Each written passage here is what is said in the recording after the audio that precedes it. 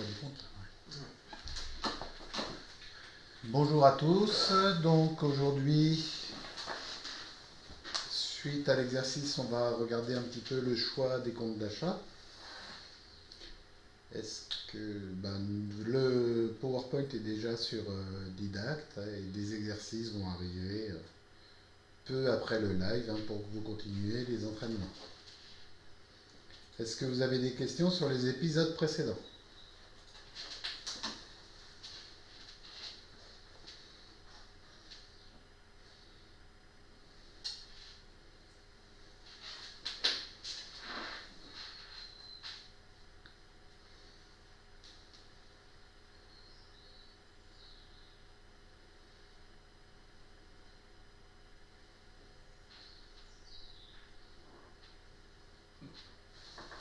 Donc je vais prendre les noms comme acquis. Donc déjà on a pu s'apercevoir qu'on arrivait à passer les premières écritures de comptabilité quotidienne et qu'il y avait des comptes qui différaient un peu. Donc là je vais revenir sur un certain nombre de comptes d'achat qui ont des règles un petit peu spécifiques.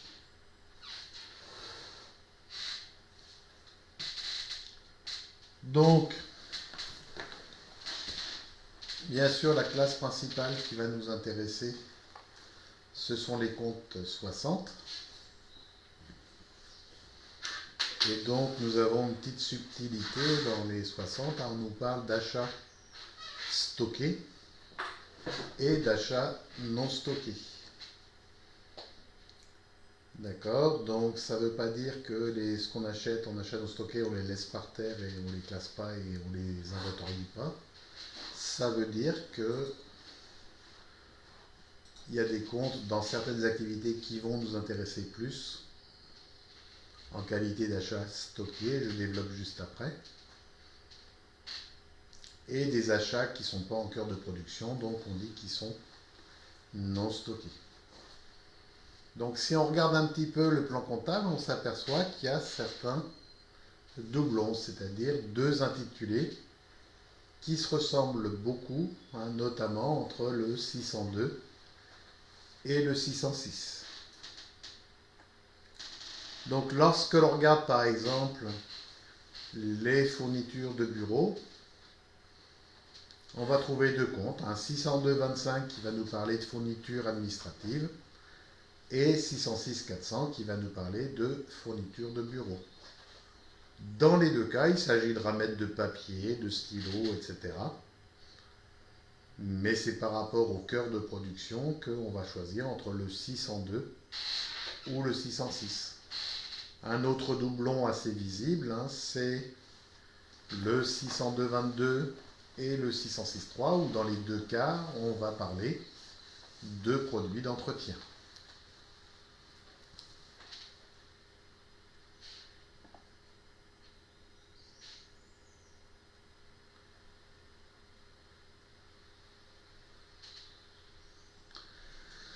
Donc, pour effectuer le choix entre un 602 ou un 606, la question à se poser, c'est est-ce que le bien concerné entre bien dans le cœur de production? Autrement dit, si j'avais ce produit-là, est-ce que je pourrais produire la prestation de service, le produit, etc. Donc, quand on parle par exemple des fournitures de bureau en 602-25, c'est que on pense que les fournitures de bureau sont essentielles dans les organisations où les fournitures sont au cœur de la production. Donc on ne parle pas de fabrication, on parle de est-ce que j'ai besoin de fournitures de bureau pour assumer ma production.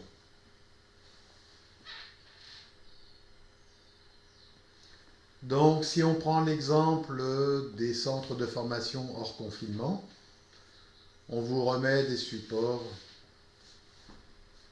au fur et à mesure de la formation. Donc notre 602-25 pour nous, c'est un élément de cœur de production. Dans une épicerie, les fournitures de bureau servent plus à la fonction administrative, donc un petit peu plus loin du cœur de production. Et dans ce cas-là, on va utiliser le 606 400. Des questions?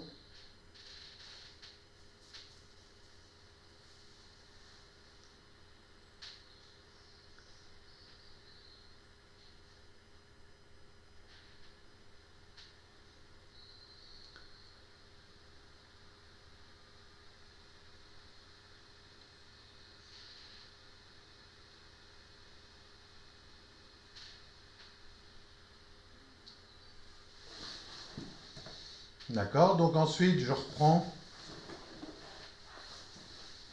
l'exemple des produits d'entretien.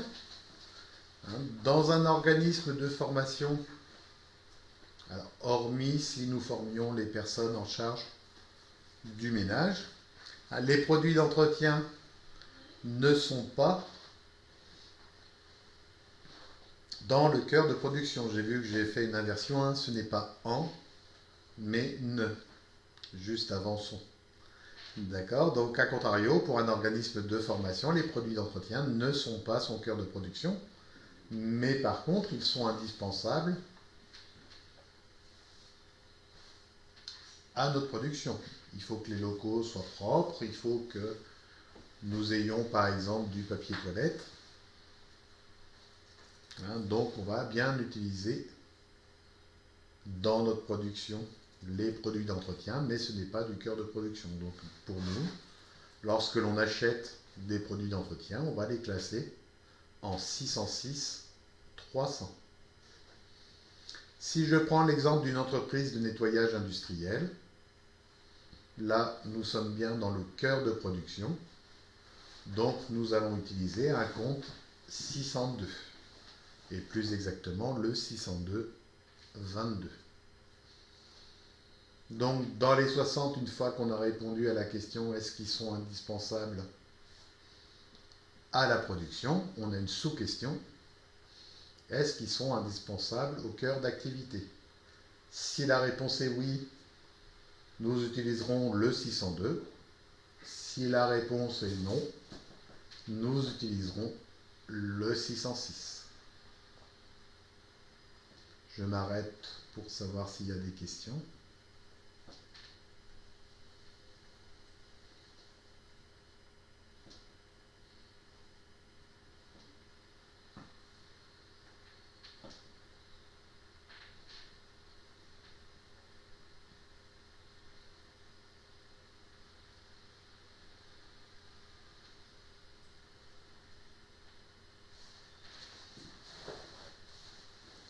A priori, non. Donc je continue. Autre exemple, à plusieurs entrées avec plusieurs comptes, le carburant dans une entreprise de transport. Donc certaines entreprises de transport ont une citerne et les personnes, les routiers, avant de partir, vont faire le plein. Comme c'est dans une citerne, c'est considéré comme un achat stocké, indispensable à la production, sinon le camion ne roule pas. Donc le compte que l'on va choisir, c'est 602 21. Donc le routier a fait le plein, il part loin, fort loin. Et au bout d'un moment, il doit faire le plein à une station d'essence. Donc on est toujours dans l'indispensable à la production, mais ce coup-ci, l'essence est dans la station qui n'appartient pas à l'entreprise. Donc nous utiliserons le 606-100 pour tous les pleins qu'il fera sur la route.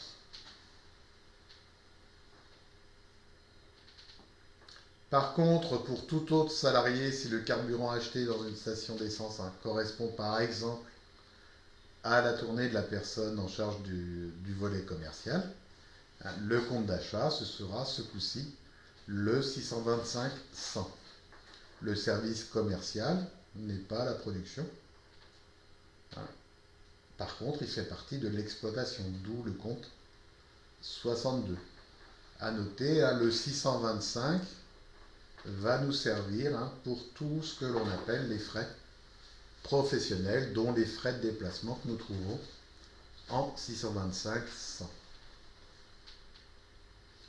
Alors attention pour le carburant, on fera un chapitre sur ce point-là. Hormis le gaz de pétrole liquéfié qui sert de carburant et le gasoil pour un véhicule utilitaire, et seulement pour un véhicule utilitaire, des règles que nous aborderons prochainement concernant la TVA sont appliquées. Très brièvement, nous n'aurons pas le droit de déduire toute la TVA. Il y a des pourcentages en fonction du carburant utilisé et du type de véhicule. C'est un épisode que nous croiserons sans aucun doute dans la semaine. Avons-nous des questions ?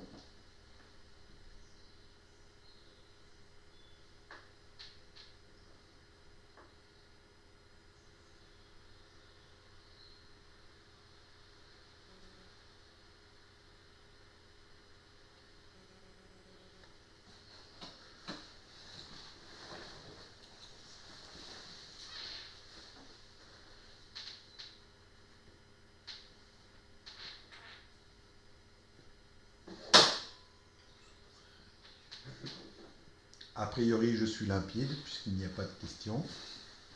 Donc j'enchaîne.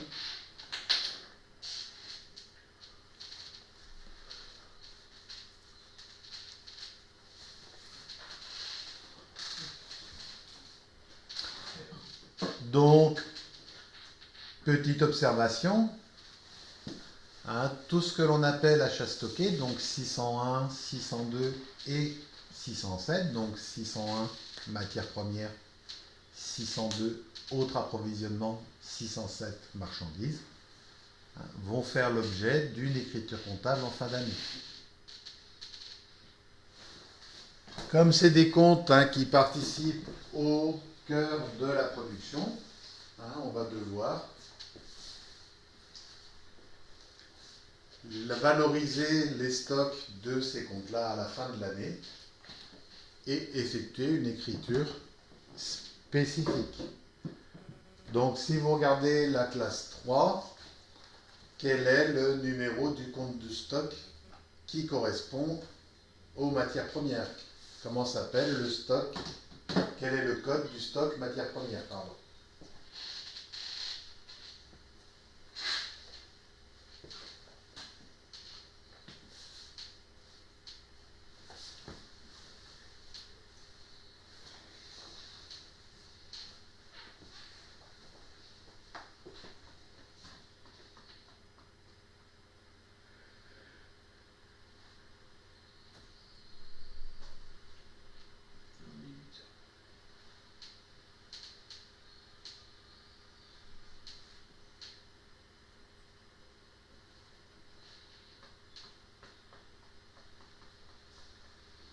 La réponse n'est pas non. 311 et on avait dit 31. Voilà. Donc 31, donc 601, ça va être associé au 31 à la fin de l'année.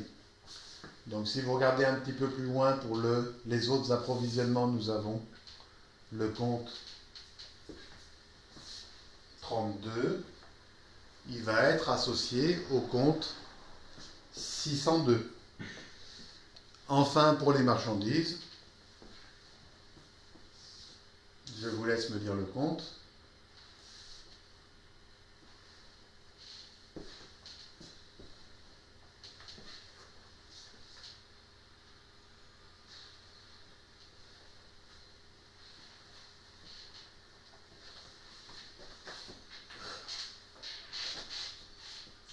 J'ai dit 32. Alors 32 avec le 602, oui. Mais avec le 607, ça va être quel compte que l'on va utiliser?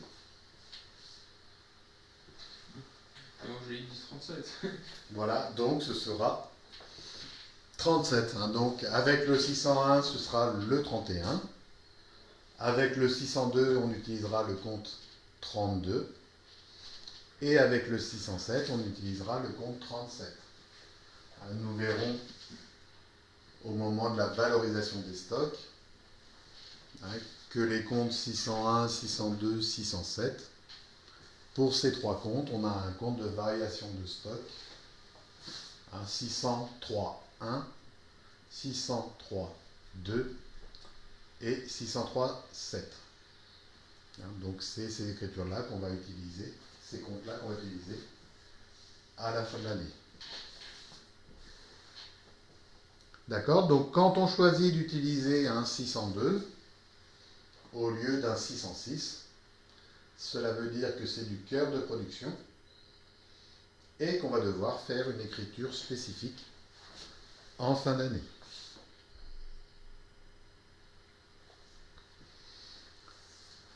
Autre compte avec des règles particulières, les comptes d'assurance.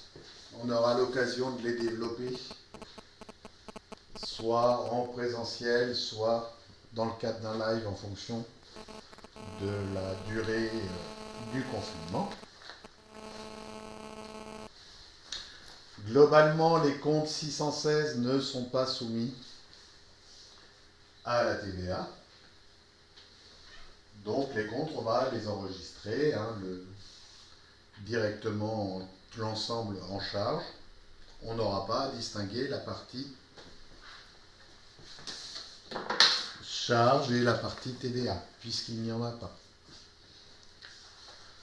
D'accord, donc comme toujours, on aime les exceptions. Donc on a un seul cas à aujourd'hui, ça pourra peut-être évoluer, où nous trouverons de la TVA sur les assurances, c'est dans le cas de l'assistance proposée par certaines compagnies d'assurance. Comme cette assistance vient en concurrence avec le reste des secteurs marchands, ces opérations ont été depuis peu soumises à TVA, ça fait à peu près 3-4 ans. Donc attention, si vous voyez de la TVA sur de l'assurance transport, c'est logique, donc il faut bien utiliser le 445-86, puisqu'il y a une prestation de service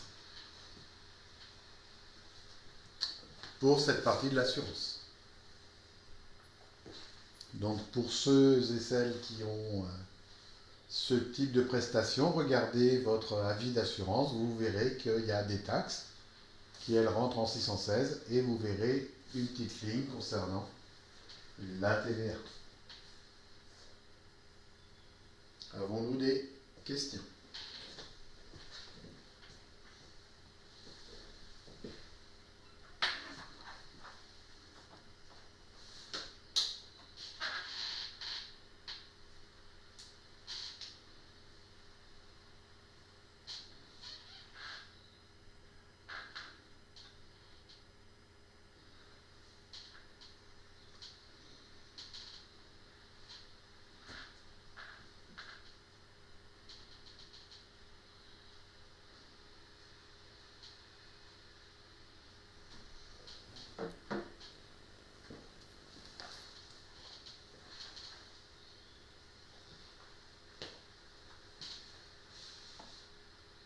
Donc a priori non, donc je continue.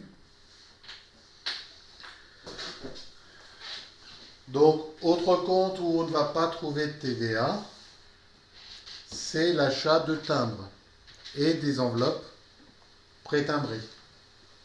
Alors techniquement, les enveloppes pré-timbrées, si elles peuvent contenir plus de 500 grammes, nous trouverons de la TVA. Par contre, en dessous, nous n'aurons pas de la TVA. Pourquoi? C'est une règle fiscale. D'accord? Donc nous avons la série 626 qui nous permet d'enregistrer l'achat de timbres et le téléphone. Donc ces deux comptes, on avait mis dans le même compte, puisqu'avant il y avait un monopole des PTT, la Poste, télécommunications. Mais désormais, il y a de plus en plus de compagnies privées sur le téléphone, et ça dure depuis un certain temps. Point de vigilance, Chronopost, bien que ce soit un service de la Poste, n'est pas un système d'affranchissement, c'est un système de messagerie. Donc nous avons les comptes 624, dont par exemple le 624.4, transport administratif. Et donc nous trouverons ici une notion de hors taxe et une notion de TVA. Chronopost est une filiale, ce n'est pas de l'affranchissement. Y a-t-il des questions ?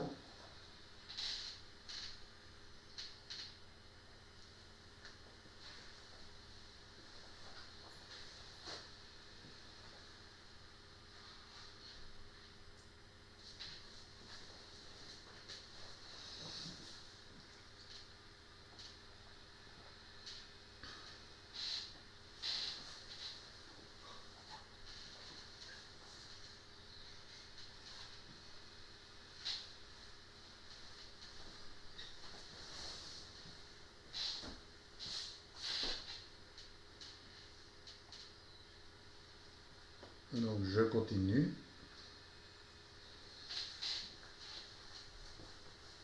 Donc en comptabilité, nous avons ce que nous appelons les frais accessoires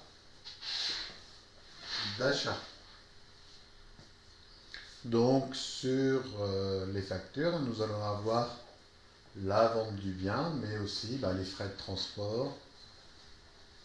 On va avoir des assurances. On peut avoir des commissions,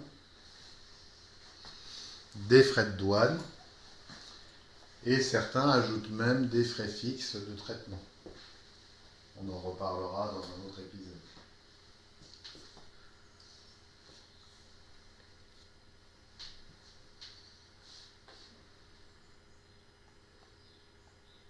D'accord, donc seulement ce sont des prestations, mais on va les enregistrer dans les comptes de frais accessoires d'achat. Et donc il y a une série par achat stocké. Donc si vous regardez, pour les matières premières, le compte d'origine c'est 601. Lorsqu'on a des frais accessoires d'achat sur des matières premières, on va les mettre dans le 608.1. Pour les autres approvisionnements, le compte d'origine c'est 602. Donc ce coup-ci, on va de nouveau mettre un 8 en troisième position. 608.2. Même chose pour les marchandises, le compte d'origine c'est 607. Donc pour les frais accessoires d'achat, on va les mettre en 608.7.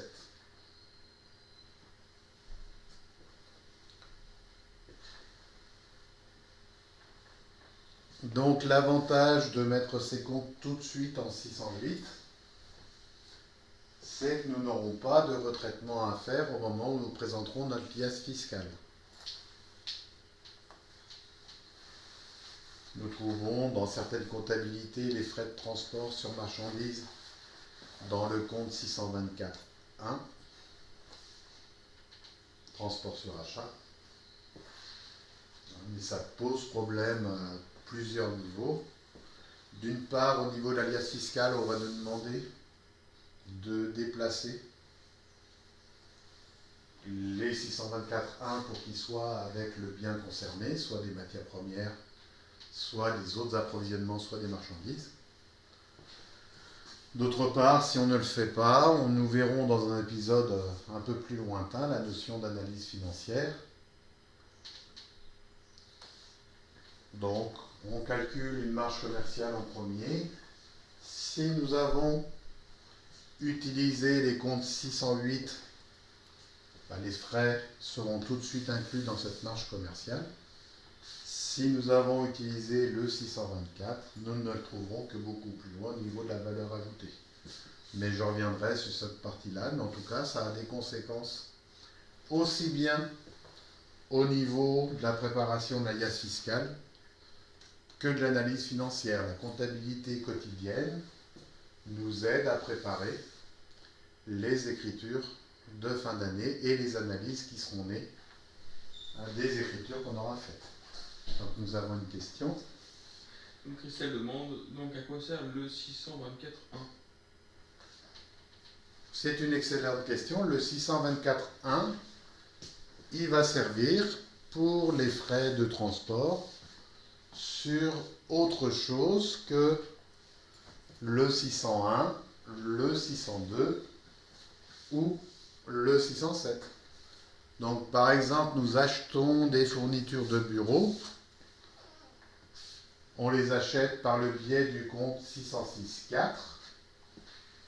Nous voulons valoriser la partie transport, donc on va avoir 606.4 au débit pour le montant des fournitures de bureau, 624.1 pour la partie transport, et ensuite la TVA. Alors sur les débits, j'anticipe un peu sur les diapos suivantes, puisque le transport est sur la même facture que le bien concerné.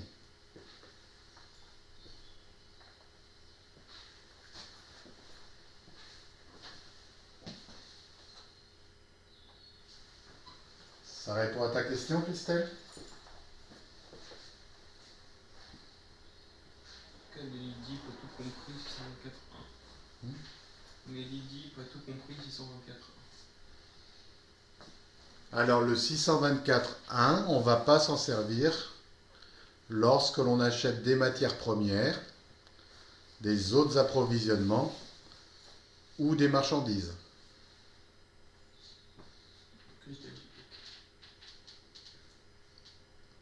On va s'en servir pour les autres biens que l'on peut acheter, du type ceux qu'on achète grâce à un 606. Et nous verrons qu'il y a d'autres biens que nous trouverons dans les 62, notamment je pense au cadeau à la clientèle, le 623.4. Si j'achète du 623.4, alors je peux mettre mes frais de transport dans le 624.1. Par contre, mes frais de transport, si j'achète des matières premières 601, d'autres approvisionnements 602 ou des marchandises 607, il faut que je les mette dans le 608 concerné. Il dit ok, c'est le détail de la facture. Voilà, tout à fait. On va détailler en fait les frais qui sont sur la facture. Par type. Il est intéressant de savoir combien nous coûte le transport des marchandises jusqu'à notre entreprise.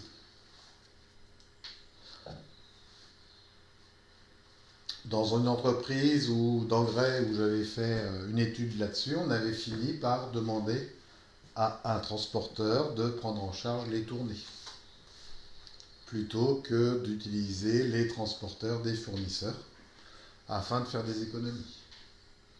Donc c'est un poste que l'on étudie, un poste comptable que l'on étudie pour rentabiliser en fait les transports.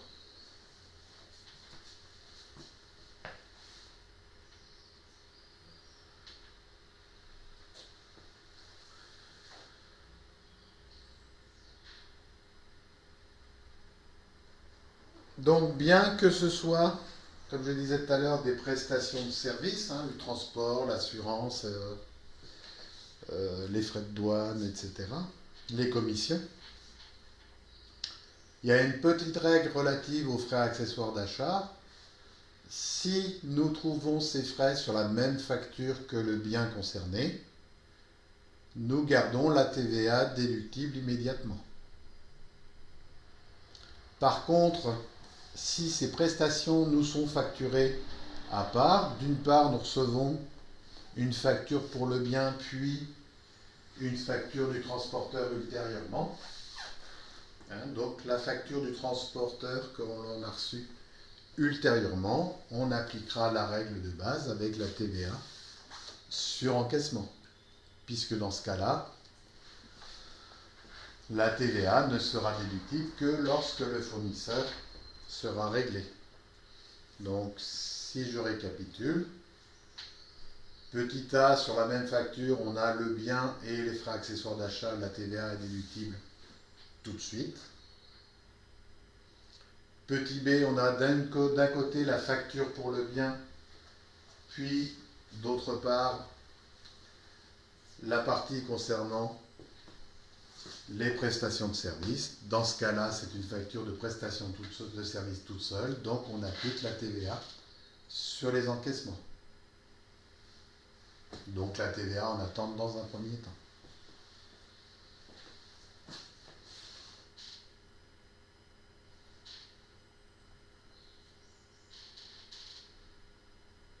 D'autres questions?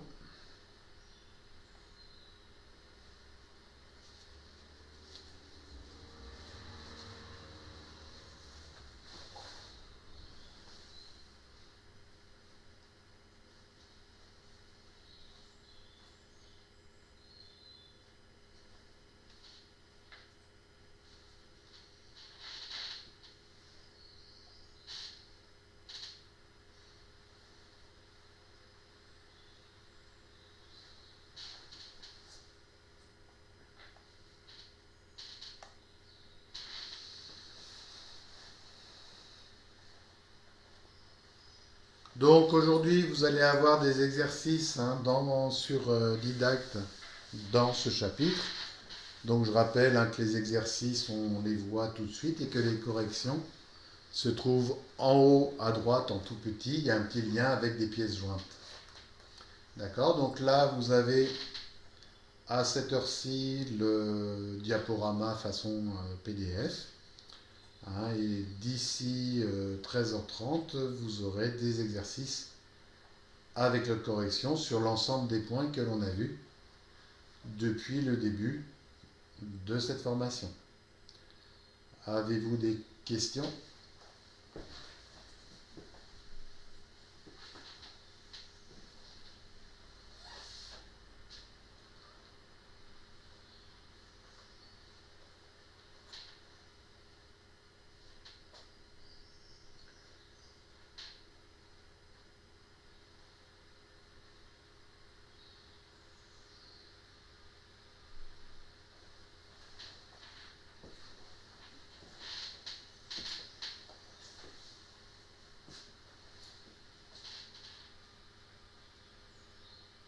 Pas de question.